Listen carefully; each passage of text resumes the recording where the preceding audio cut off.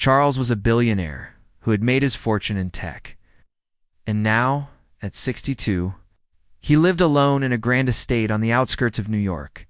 His mansion had 37 rooms, 12 bathrooms, a marble indoor pool, and a private library. That could rival a small university. But despite all the luxury, his life had turned monotonous. His wife had passed away 6 years earlier, and his only son had moved abroad to manage a foundation. Charles spent his days reading, investing, and playing online chess under a pseudonym. He was not a grand master, but he fancied himself pretty good. He had a full staff to maintain his estate, including gardeners, cooks, and housekeepers. One of them was a black woman named Angela Brooks. She was quiet, efficient, and never late. She had worked there for almost 3 years. While Charles didn't know much about her personal life, he had heard from his butler that Angela was a single mother raising a young daughter. One Friday afternoon, Charles was sitting on the back patio with a cup of Earl Grey tea, his chessboard open but untouched. He was feeling particularly bored that day, waiting for the stock markets to close. That's when he noticed a young girl walking hesitantly near the garden path. She looked about 11 or 12, skinny in jeans and a pink hoodie with tightly braided hair and wide, curious eyes. He turned to the butler, Alfred, who had just returned with a fresh pot of tea. "Who's that?" "That's Angela's daughter." "Sir," Alfred replied. "Her school's closed today, so Angela brought her along. She's been sitting quietly in the laundry room reading." Charles sipped his tea. "Reading in the laundry room?" "Yes, sir." She didn't want to disturb anyone. Something about that made Charles chuckle. A young girl sitting in the laundry room reading books all day? That reminded him of his own childhood in a small Brooklyn apartment. Long before he was worth hundreds of millions. "Bring her here," Charles said on impulse. "Let's have a little chat."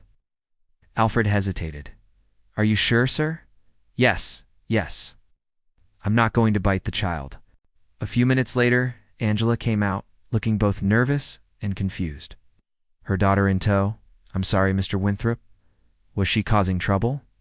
"No, not at all," Charles said, waving his hand. "I just wanted to meet her." "Your name, young lady?" The girl stood stiffly, eyes darting from her mother to the old man. "Jasmine," she said softly. "How old are you, Jasmine?" 11. "Do you know what this is?" He pointed to the chessboard. Jasmine nodded. "It's chess. Do you play a little?" Angela looked uncomfortable. "She's just learned by watching online videos and practicing on an old board at home. She doesn't know the rules properly." Charles smiled. "Well, I've got nothing to do this afternoon. Why don't we play a quick game?" Jasmine looked up at her mother. "It's okay," Angela said softly, though her voice was hesitant. "Just one game." The girl sat across from Charles. He smiled and reset the board. He thought it would be a quick match. A few clumsy moves, maybe a knight fork or a simple checkmate. But by the fourth move, Charles felt something strange. Jasmine was quiet, deliberate, and moved without hesitation. When he tried the Caro-Can defense, she countered it like someone who had studied real games. She wasn't just playing, she was thinking. Charles leaned forward by the 10th move. He was no longer amused by the 20th. He was sweating. She trapped his queen with a calculated move that had taken her 4 turns to set up. He didn't even see it coming. 20-6 moves in. Charles Winthrop, the man who once boasted about beating stock traders and CEOs, was forced to resign. Angela stood stunned.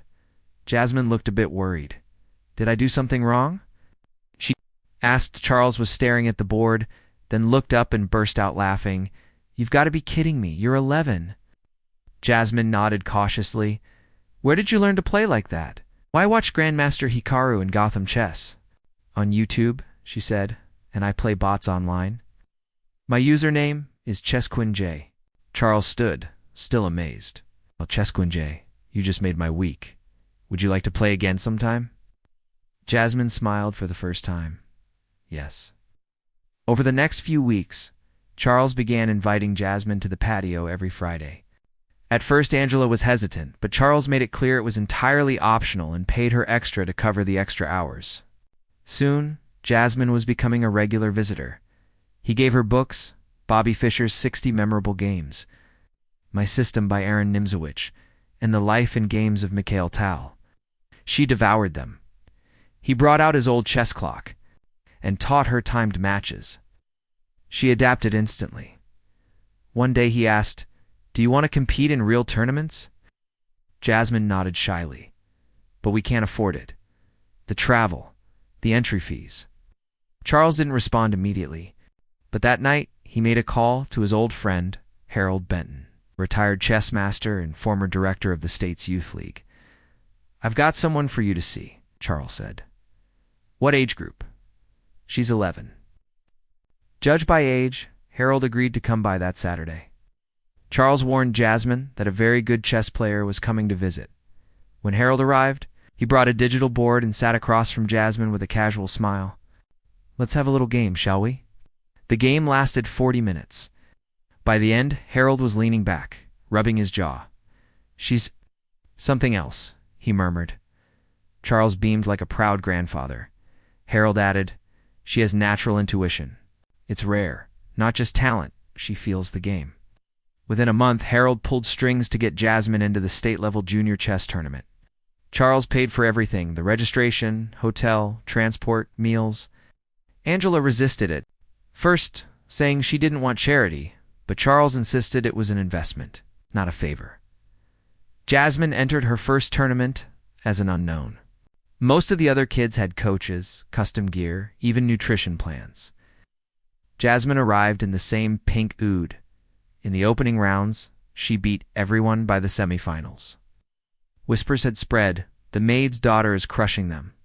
In the final, she faced the two-time state junior champion. A boy from a private Manhattan school who had been playing competitively since age 5. The room was silent during their match. Cameras clicked. Coaches hovered from a distance. 32. Moves later, Jasmine forced a checkmate. She was the new state champion at 11, after the tournament. A reporter asked her, "Who taught you how to play?" She answered honestly, "Mostly YouTube and Mr. Winthrop." The article went viral.